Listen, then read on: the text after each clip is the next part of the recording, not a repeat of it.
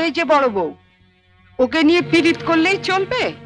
এদিকে টেবিলের উপর যে এটো বাসনগুলো পড়ে রয়েছে সেগুলো মাজা ঘষা করবে কে? হ্যাঁ, কটা ঝি চাকর আছে?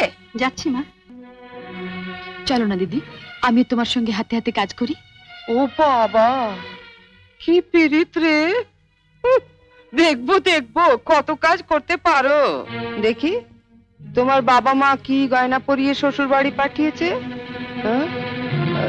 গলার ওই দুটো সোনার না ইমিটেশন? আমার মা বাবা নেই, ছেলেবেলাতেই মারা গেছেন। আমি মামার কাছেই মানুষ। ও, মা বাবাকে খেয়ে বসে আছো? ধন্যি মেয়ে। এখানে এসে আবার তো নতুন করে মা পেলাম।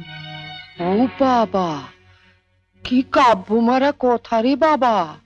শিখে নাও মেজো বউ, শিখে নাও। আমার বাবা ওসব ন্যাকামি আসে না। না, খোলো দেখি হাতটা। দেখি দেখি দেখি দেখি, ছোট বউয়ের মুখখানা দেখি। তোকে আবার কি খবর দিল? বা, রন্টুর বউ ভাতে যাবো বলে তৈরি হচ্ছে, হঠাৎ তনু গিয়ে বলল, তা মা তোমার ছোট বউয়ের মুখখানা তো বেশ। দেখ তো, ওর গলার হারটা সোনার না ইমিটেশন? আমার তো মনে হয় ইমিটেশন। মা দেখেছেন আমার বিয়ের হারটা এখনো কেমন চকচক করছে? এটা তো মনে হচ্ছে না, কেমন যেন মেয়ের মেরে। এটা আমার মায়ের গয়না, মা মারা যাবার সময় মামার হাতে দিয়ে গিয়েছিলেন। এই সুটকেসে আরো আছে। দেখি দেখি দেখি, সরো সরো সরো না, বাপের বাড়ি থেকে কি আনলে দেখি।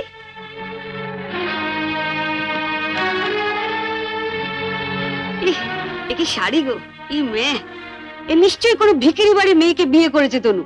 আমাদের বাড়ি ঝিরাও এর কাপড় পরে না। দেখ দেখ বাবা, লাল লাল হয়ে যাচ্ছে পাউডার। মা মা আমি ঠিক বলছি মা, এ নিশ্চয়ই কোনো বস্তি বাড়ি মেয়ে, নইলে বিয়েতে কেউ এরকম শাড়ি দেয়? দেখ দেখ, বাহ, এই শাড়িটা কিন্তু বেশ, তাই না মেজে বৌদি? মোটামুটি। মা আমাদের এখন আমাকে মানিয়েছে, খুব সুন্দর মানিয়েছে। ভালো, খুব সুন্দর। আমি শাড়িটা নিয়ে যাচ্ছি, রন্টুর বউ ভাতে পরে যাব। শোনো, রাত্রিবেলায় ভালো করে আমি এসে সুটকেসটা ঘেটে দেখবো, কিছু যেন শরীর রেখো না। মা নজর রেখো। শাড়িটা রেখে যাও। রেখে যাবে মানে? শুনলে না, ও এটা পরে ওর বন্ধুর বউ ভাতে যাবে। বউ ভাতে যাবে? নিজের শাড়ি পরে যাক। বড়লোক বাড়ির বউ ভিখিরি মেয়ের শাড়ি ধরে টানাটানি করছে কেন? ও মা, মেয়ের কি চোপা গো, আসতে না আসতে। আমি বলছি শাড়িটা ছাড়ো।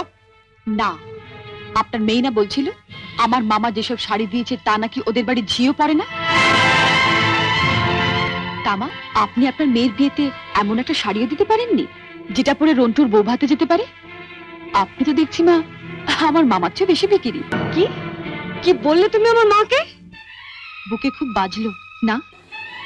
ঠিক আমার বুকে এমনি করে বেজেছিল যখন তুমি আমার পিতৃতুল্য মামাকে বিক্রি বলেছিলে।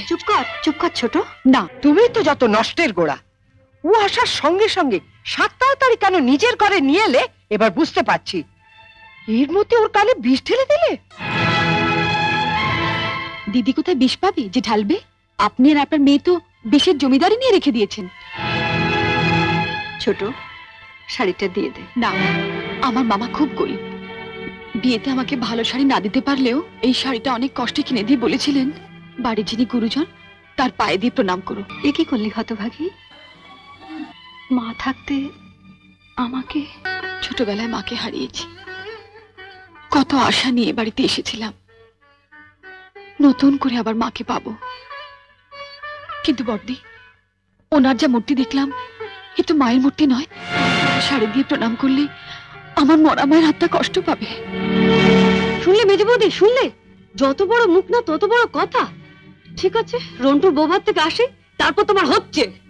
দাঁড়াও, যাবার আগে ছুঁড়ে ছুঁড়ে যে শাড়িগুলো ফেললে সেগুলো সুটকেসে তুলে দিয়ে যাও। তুমি বড়লোক বাড়ির বউ, তোমার বাড়িতে 10-20টা ঝি থাকতে পারে, কিন্তু এই বাড়িতে তো ঝি নেই, তাই কাজটা তোমাকেই করে যেতে হবে। কি হলো, তোলো। ছেড়ে দে ছোট। তুমি চুপ কর বড়দি। রন্টুর বউ ভাতে যেতে গেলে কিন্তু এই কাজটা করে দিয়ে যেতে হবে ঠাকুরজি। আমার বাড়িতে? মা, কি ডাকাত মেয়ে রে বাবা। যাই, ওনাকে বলি গিয়ে যাই। তুমি কোথায় যাচ্ছ? শাড়িগুলো তোলো। মেজো বৌদি, ও বড় বৌদি, ছাড়, ছেড়ে দে ছোট, ছেড়ে দে, নইলে কিন্তু রন্টুর বউ ভাতে যেতে দেবো না। তোলো।